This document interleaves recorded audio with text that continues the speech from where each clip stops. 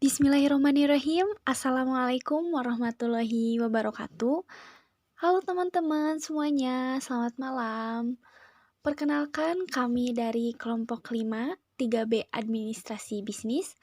Kami akan membahas materi yaitu tentang institusi keuangan bank sentral dalam mata kuliah Ekonomi Makro.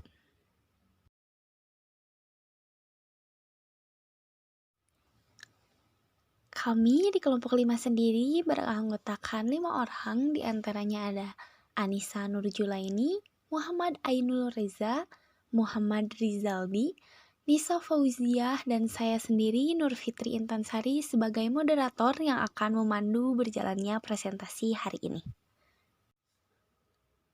Pertama-tama di sini saya akan menjelaskan sedikit mengenai pengertian dari bank sentral itu sendiri.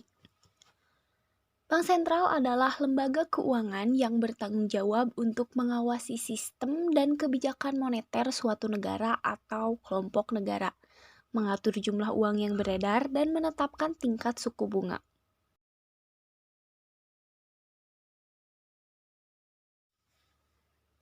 Selain itu, di sini yang pertama ada sejarah terbentuknya bank sentral di Indonesia. Stabilitas ekonomi sebuah negara sangat bergantung pada nilai mata uang yang digunakan. Dalam upaya menjaga kestabilan nilai mata uang tersebut, hadirlah lembaga yang dikenal sebagai sebutan Bank Sentral. Saat ini, peran sebagai bank sentral di Indonesia dipegang oleh Bank Indonesia atau BI. Namun, tahukah kamu bahwa Bank Indonesia bukanlah satu-satunya bank yang pernah memiliki peran sebagai central bank di Indonesia? Dalam perjalanannya, terdapat 3 bank yang pernah menjadi bank sentral di Indonesia, yaitu Dijavasya Bank, Bank Nasional Indonesia atau BNI, dan yang ketiga BI atau Bank Indonesia. Bank tersebut punya peran penting dalam menjaga stabilitas nilai mata uang pada era sebelum kemerdekaan sampai era modern saat ini. Nah, pertama ada Dijavasya Bank atau bank sentral pertama di wilayah Indonesia. Dijavasya Bank menjadi central bank pertama yang ada di wilayah Indonesia. Lembaga finansial ini didirikan oleh pemerintah Hindia Belanda dengan perintah dari Raja Willem I pada tahun 1828. Fungsi utama dari Dijavasya Bank adalah berupaya untuk mencetak dan mengedarkan uang di wilayah Hindia Belanda. Selanjutnya ada BNI sebagai bank sentral yang menerbitkan uang Republik Indonesia atau ORI. Penetapan BNI sebagai central bank di Indonesia dilakukan melalui peraturan pemerintah pengganti Undang-Undang Nomor 2 Tahun 1946 yang dikeluarkan pada tanggal 5 Juli 1946. Dalam menjalankan fungsinya, BNI merupakan lembaga yang bertugas mencetak uang Republik Indonesia yang dikenal sebagai mata uang pertama milik Indonesia. Pencetakan dan peredaran ORI oleh Bank Nasional Indonesia dilakukan sejak tanggal 30 Oktober 1946. Dengan keberadaan mata uang ini, maka uang yang dikeluarkan oleh Jepang dan Dijavasya Bank tidak lagi berlaku. ORI dibuat dalam bentuk uang kertas dengan nominal 1 sen dan ditandatangani oleh Menteri Keuangan.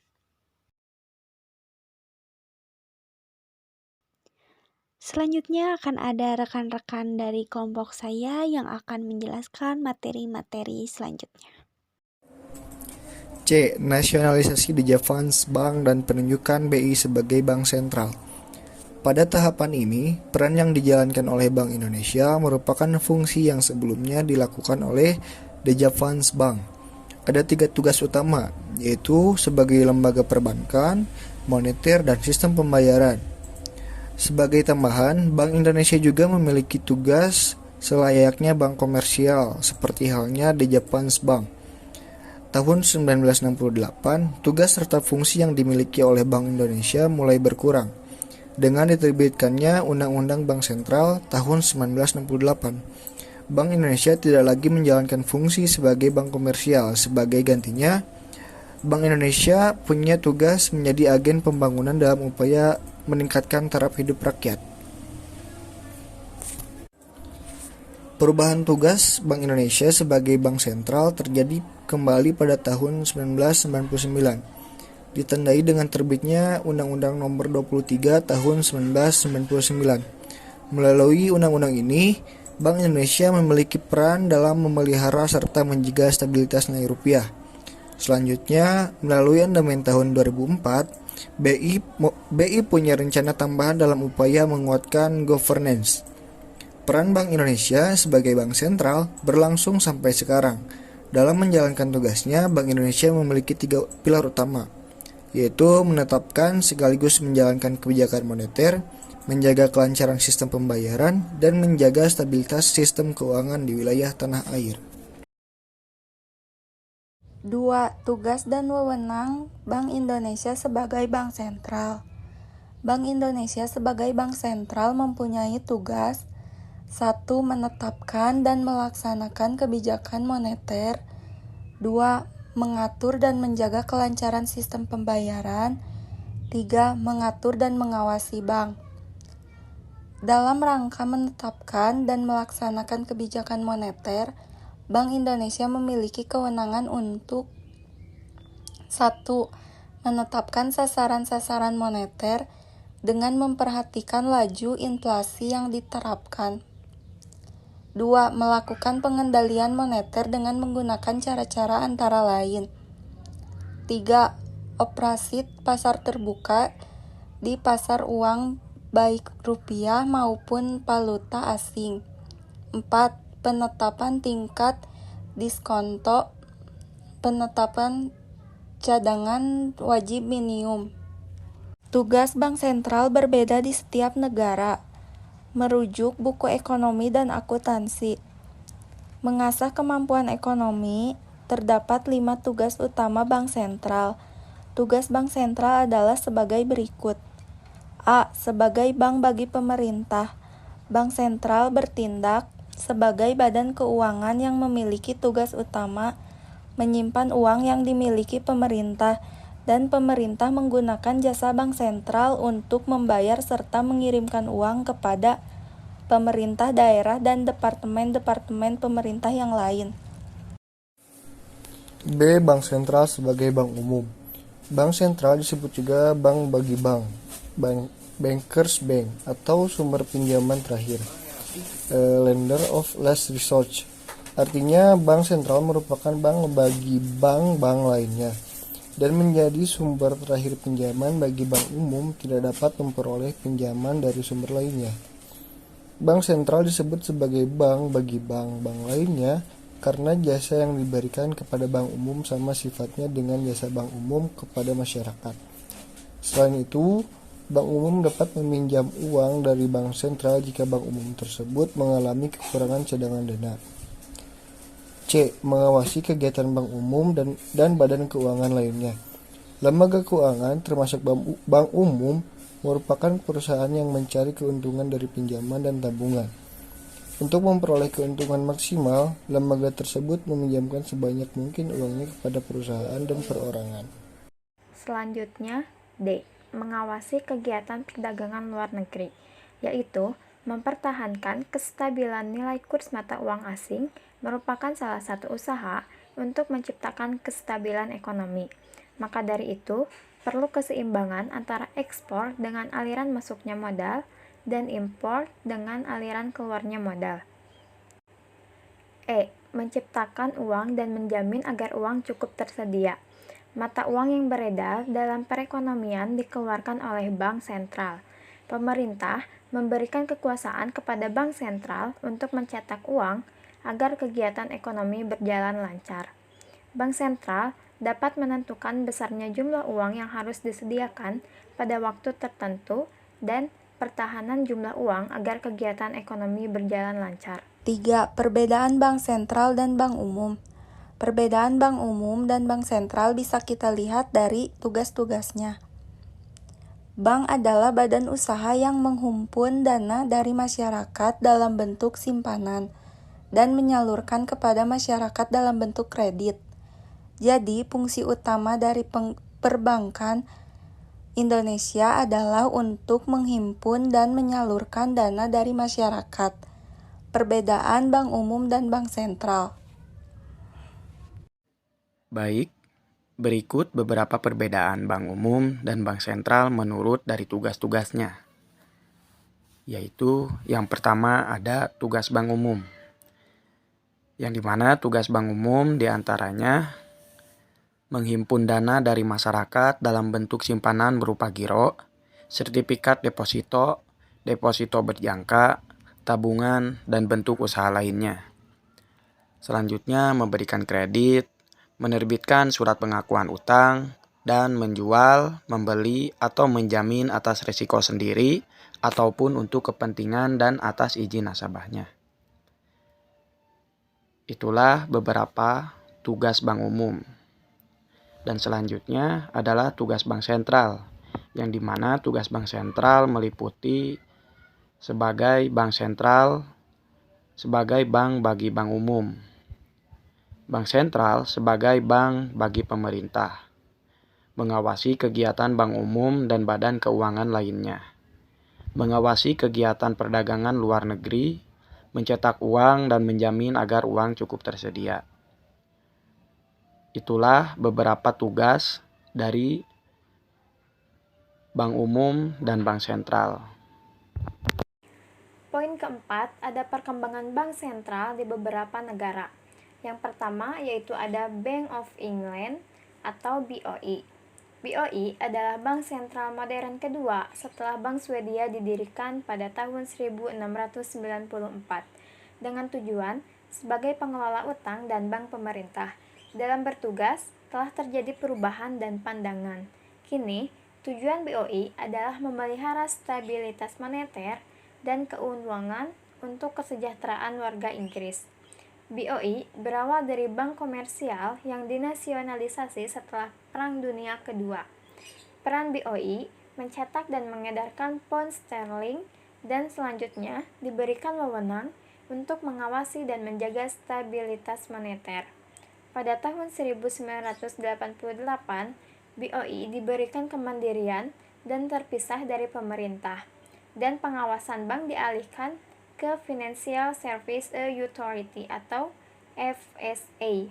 Sejak tahun 2010, tugas pengawasan bank kembali di tangan BOE karena adanya krisis sehingga tujuan BOE adalah mencapai stabilitas harga dengan penjabaran pemeliharaan stabilitas moneter, stabilitas sistem keuangan, dan stabilitas sistem pembayaran. Yang kedua, ada Federal Reserve Banks atau FED. FED dibentuk pada tahun 1913 yang telah mengalami beberapa evolusi. Awalnya dibentuk First Bank of United States pada tahun 1991 sampai 1811 dan Second Bank United States pada tahun 1816 sampai 1836 menjadi bank pemerintah yang bertugas sebagai bank komersial. Setelah itu, terdapat masa ketiadaan bank sentral pada tahun 1836 sampai 1913 yang ditandai dengan kebebasan bank untuk beroperasi dan berdampak terhadap guncangan finansial dan kontraksi perekonomian.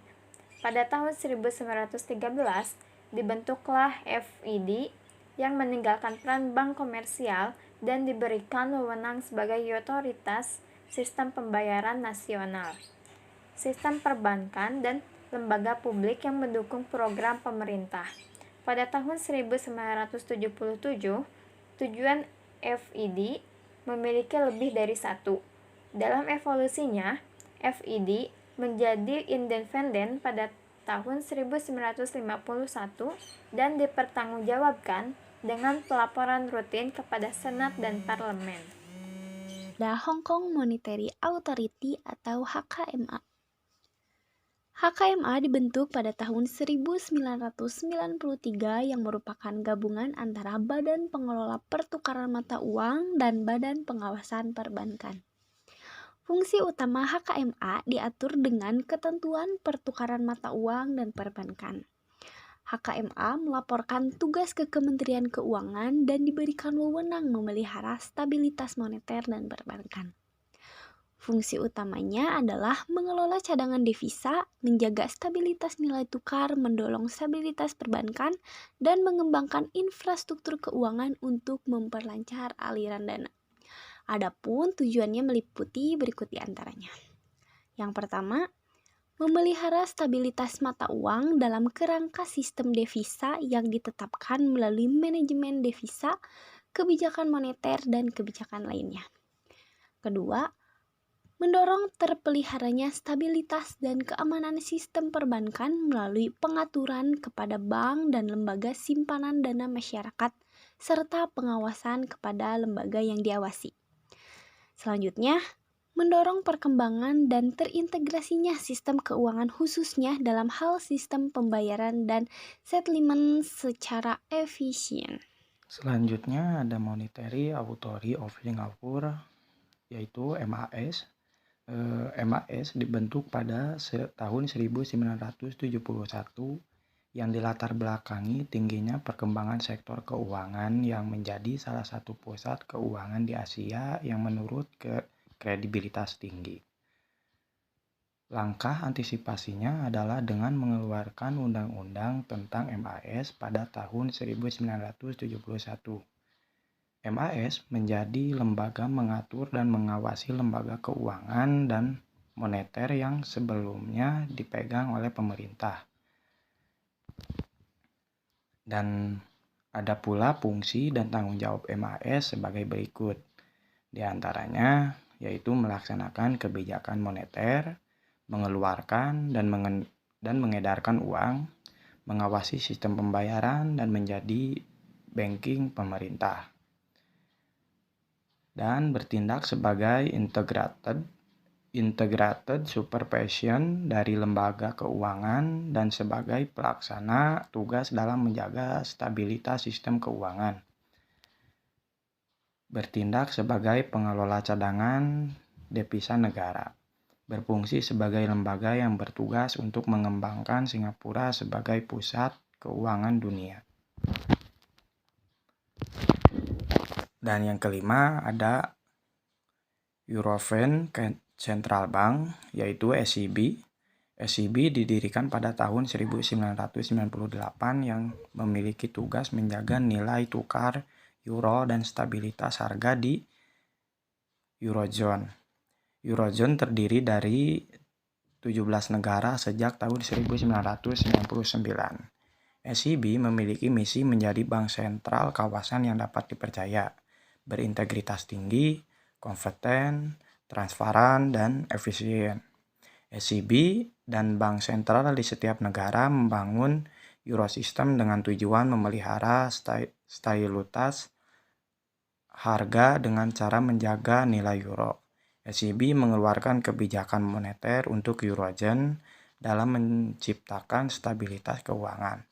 SCB adalah lembaga independen dari politik dan keuangan, artinya bebas dari intervensi kebijakan negara manapun.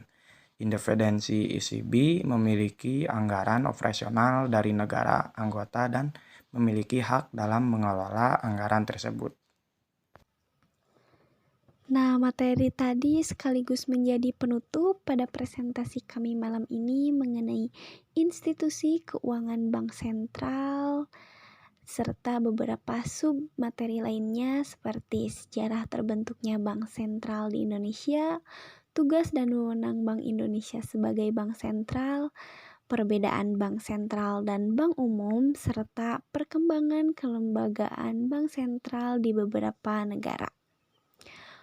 Untuk materi yang kurang jelas atau mungkin ada beberapa pertanyaan yang terbesit di benak teman-teman, bisa langsung ditanyakan di kolom pesan dan semoga kami bisa membantu menjawab.